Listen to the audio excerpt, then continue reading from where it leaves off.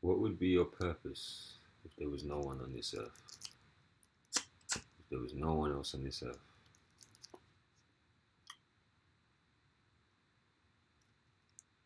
And you was the only person. There would be no purpose. You wouldn't have no drive. You wouldn't have any drive to do anything.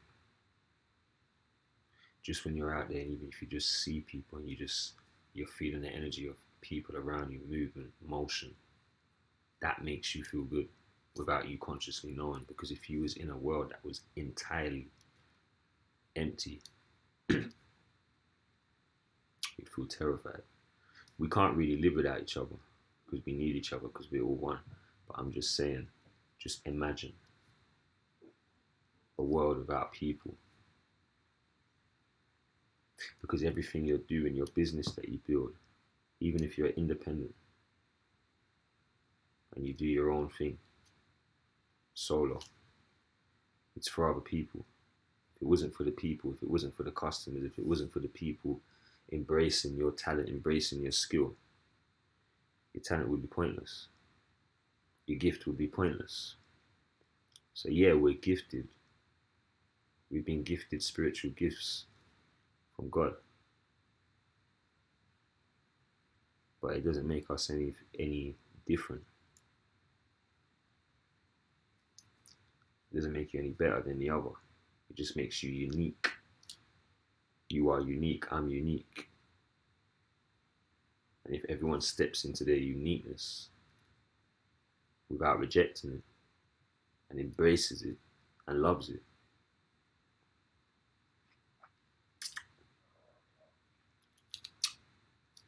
then it's going to get real colourful down there. You see what I'm saying?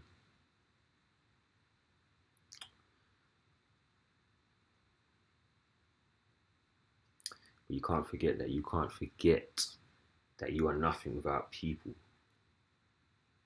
The reason why you wake up every day, why you rise up, why you have enthusiasm to get up and do what you got to do is to serve other people. We are all servants. Whether you're a leader, whether you're a follower, whether you're a teacher, whether you're a student, we are all servants.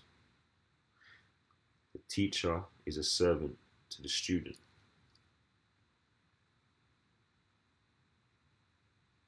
In the same way, the student is a servant to the teacher.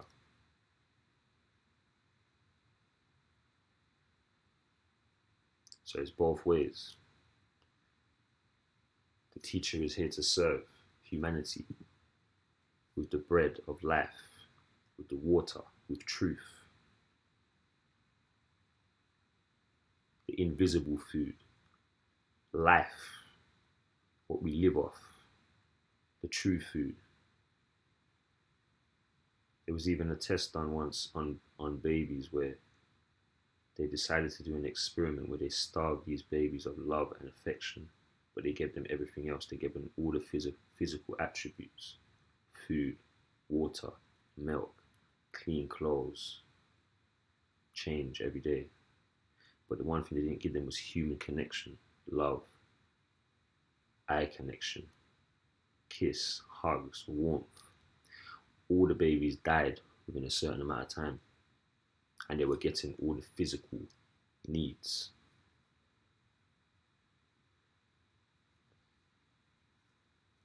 So that's what's happening to humanity right now. Humanity is dying out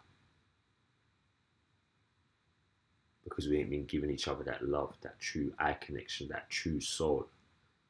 And because we've been living like that for generations, slowly but surely, the human race is dying out.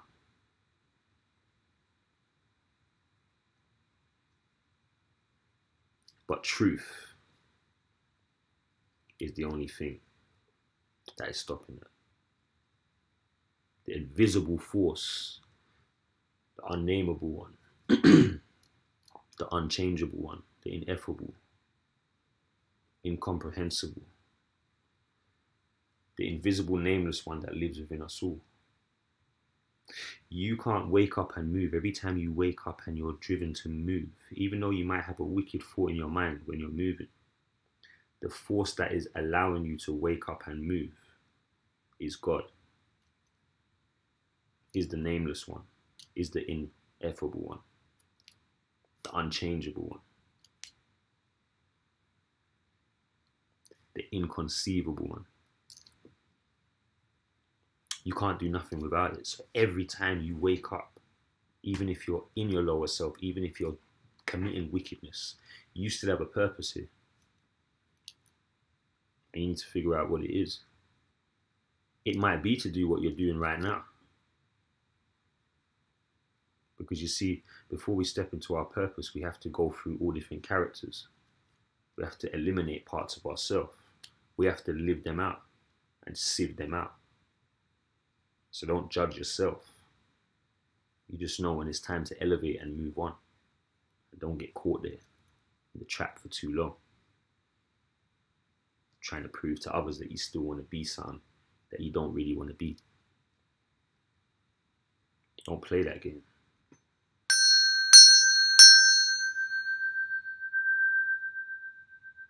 I played it for a while.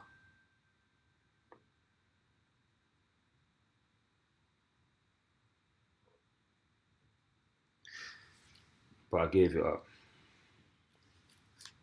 Just in time.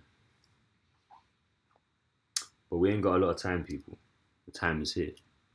And to be honest, a lot ain't gonna make it. That's the truth. Because people ain't built their foundation. We are going into a war, a spiritual war. We are in spiritual warfare. Not physical, spiritual. You have to have a spiritual foundation with the Heavenly Father. You have to have built your foundation on a rock. So for this time now that we're in, you had to have already been prepared. So when they strike, you are ready. You've already built your relationship with the heavenly realms and the Heavenly Father. Once you have that, no one can do nothing to you. They can throw you in a cell naked, take away everything, and you're still good. You'd be walking around that cell like a lion.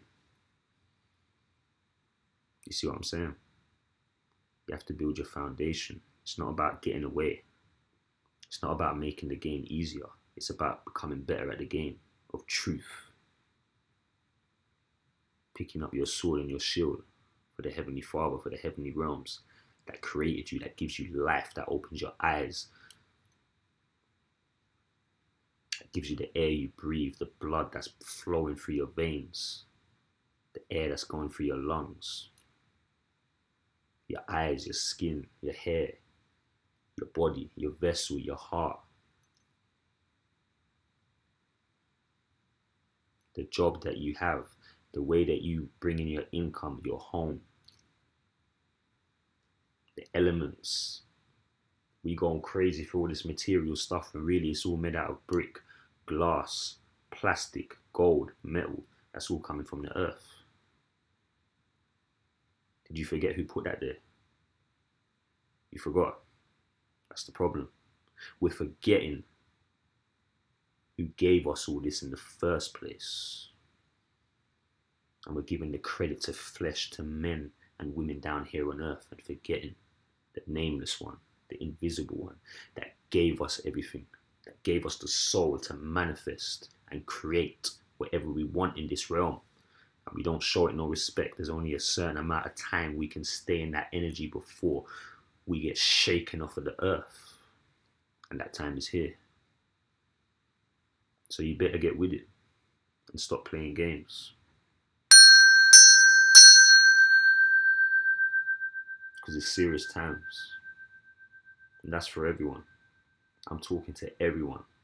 I'm talking to the people I grew up with. I'm talking to the people that know me now. I'm talking to the people who stole my children. I'm talking to the police. I'm talking to the social workers. I'm talking to the judges. I'm talking to the high so-called leaders of the nations. I'm talking to everyone. Because no one is exempt from this. And no one can abide this. And no one can bypass this. And no one can escape this. Our Father is coming down here for all of us, whether you're obedient or not, whether you're talking to him or not, whether you're listening to him or not. He's coming for all of us. Not a stone will be left unturned. It's the time, people. You better believe. Peace.